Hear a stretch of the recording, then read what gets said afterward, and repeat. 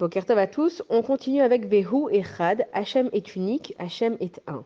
Et le fait que Hachem soit unique, ça veut dire qu'il est un. Alors on va expliquer, c'est que une chose en fait, elle ne peut pas être seule et elle ne peut pas être unique. Ça veut dire que si moi, je suis devant mon bureau et que j'ai un seul verre d'eau sur mon bureau, donc à ce moment-là, il y a une singularité dans ce verre, mais ce verre, il n'est pas unique parce que peut-être que dans le bureau d'à côté, mon collègue, il a aussi un verre d'eau sur son bureau.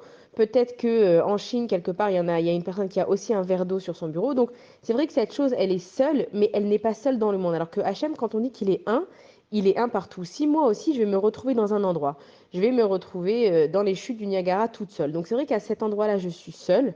Mais quand je suis à un endroit, je ne peux pas être à un autre endroit. Alors que Akadosh Baruch Hu, quand on dit qu'il est seul dans le monde, ça veut dire que non seulement qu'il est seul à diriger ce monde, mais là où il est à la fois partout. Nous, on peut être à un endroit, mais qu'à un seul endroit, alors que Akadosh Baruch Hu, lui, il est omniprésent.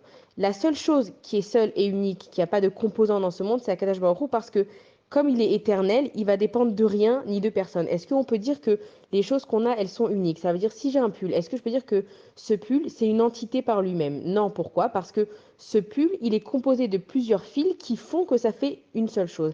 Est-ce que je peux dire, par exemple, d'un livre qu'il est unique? Non, pourquoi? Parce qu'il est composé de plusieurs feuilles, de colle, de cuir, etc.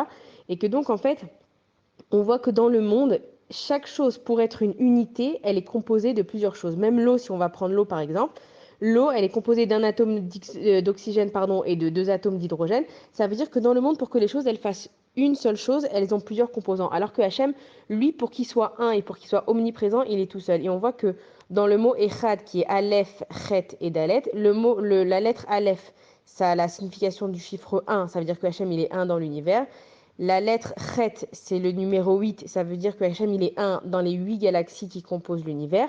Et la lettre Dalet, qui correspond au chiffre 4, ça veut dire que Hachem, il est un dans les 8 galaxies et aux 4 coins du monde. Et donc, quand on dit Veu Echad, on est en train de signifier que Hachem, il n'y en a pas deux comme lui et qu'il est partout. Voilà, bonne journée à tous.